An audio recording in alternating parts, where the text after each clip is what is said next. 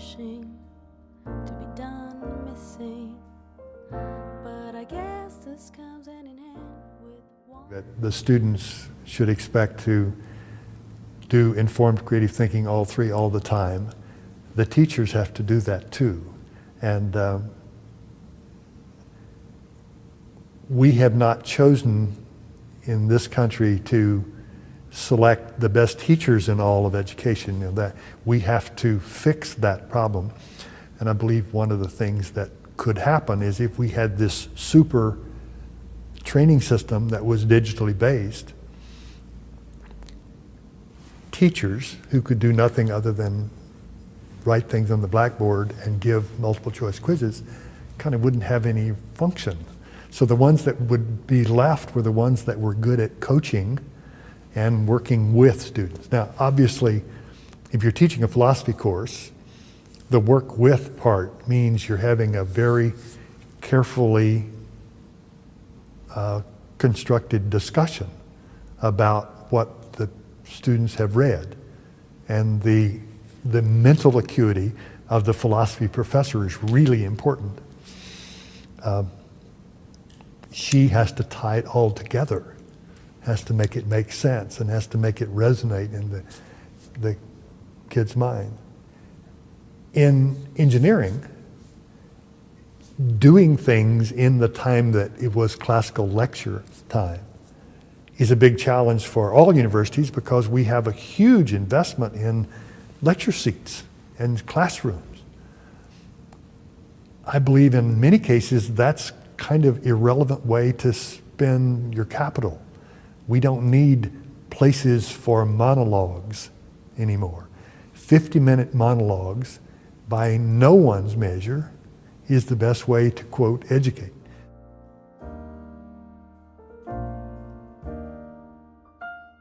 When I was doing 270 many years ago, when I first got involved with the course, the students didn't come to class much.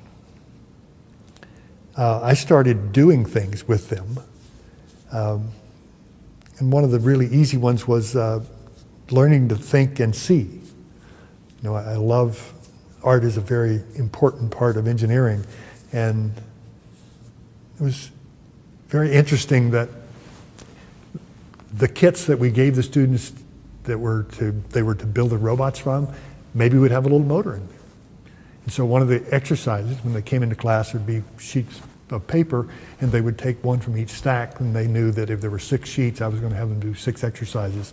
So one thing I might do is say, without looking at your kit, draw the motor in the kit in proportion and in as much detail as you can. It's not rocket science to figure out that if you have not looked at it and you don't know that the shaft sticks out 3/8 of an inch and that the contacts are on the top side, etc. If you don't know that stuff, when you try to visualize a design around that motor, you fail. It doesn't work. So we accept that studying poetry requires that you actually study the poem and actually memorize. If you had to hold the motor and say, you know, just go through all of the, you know, just describe it to yourself. So one of the ways it was easy to make that point was sometimes I would say, I'd take a grasshopper, for example. So the students would all be there, and it was a big lecture hall, 200 students, you know. And I'd say, draw a grasshopper, and it'd be a universal moan. Oh. You know. And they would draw something that mostly looked like Jimmy Cricket, you know. And then I would go to the blackboard and I would describe, I would say, you know, the grasshopper's general shape is like this. And actually the head is the same shape, and the mouth parts are kind of jagged and funny, and the eye is not round at all, it's kind of D-shaped, and the antenna actually comes out under the eye. Isn't that amazing? So as I went through drawing the grasshopper, you know, the back leg is the one that they're famous for. It looks like this, and actually the second set of legs, and by the way, they're insects, they have 6, and so in the front set, you know, so I would talk about everything that I drew. And then the next time they came to class, I would say, draw a grasshopper. And the difference between the first grasshopper and the second was profound. So just by looking, you know, you acquire a new way to think about things.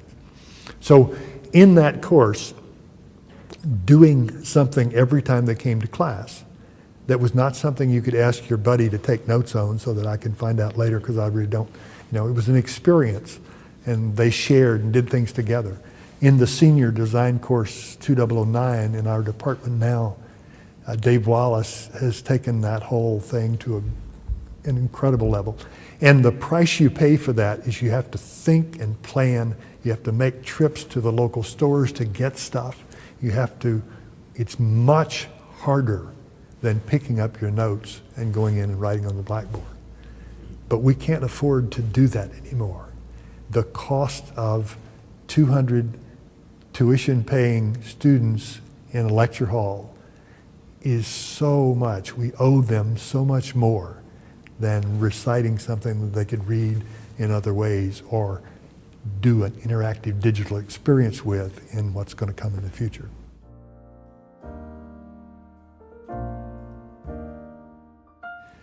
A lot of people have studied the correlation between making high grades and being successful in careers, and the correlation is weak at best. You don't get hired to check the right boxes in multiple choice things. You get employed to do much more complex, fuzzy things than that. But the evaluation process is more intense, but I believe it's a solvable problem. In the design courses that we have done here, I would always have, I believe, much more information about the students than if I had given them 4 quizzes and a final. The other thing that we would always do is do evaluations. I'll give you the very simplified version of it just to make it quick. 3 times during the semester there's an evaluation. In the senior teams, they're teams of 20, big groups. It's a problem too big, a time too short, a budget too small, and a team too large, because that forces a different kind of activity than people traditionally have done. So a third of the way through the course, if there's 20 people on the team, each person gets the names, and you have a fictitious $20,000, and you're to allocate bonuses to yourself and your classmates equitably. So you distribute that money. So the first time you do it, you just give the data back to the individual. The instructor doesn't see it, so only the person that was evaluated sees what your colleagues said about your contribution. The dialogue that goes with that is to say, if you got a very high bonus, congratulations, but be careful. Your colleagues will expect that to continue. So you set a high bar for yourself. If you got kind of a neutral one, you have some work to do. If you got a low evaluation, one of 2 things is happening. Either you're not doing your part or you're not communicating well about what you're doing. So if you got a low evaluation, work on it. The second time in the semester, the evaluation occurs, the student and the instructor gets the feedback, and the final one, only the instructor gets it. So you have 3 slices that can be generated. You can create bar graphs. So you have a lot of information about how each individual behaved in the team. So I would do my evaluation of the students and then look at their evaluations of one another.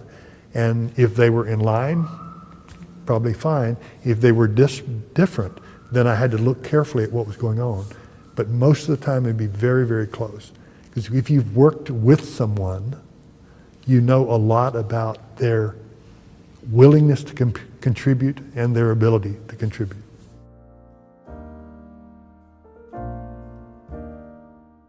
And I think that's much more natural now. I mean, there's so much, this whole social networking phenomenon is so big and so important that I think it's in the system, and it's much easier to do. When we first did those evaluations, they were done on paper, and I'd go out to the bandsaw and slice the stacks of paper out and give the people their slice. Now it's done with an elegant, publicly available grading tool that Dave Wallace wrote, so you can go to the site and download that to use that grading tool in other courses. Keep on wishing to be done missing, but I guess this comes hand in hand with wanting it all. I need sleep, killed all the sheep.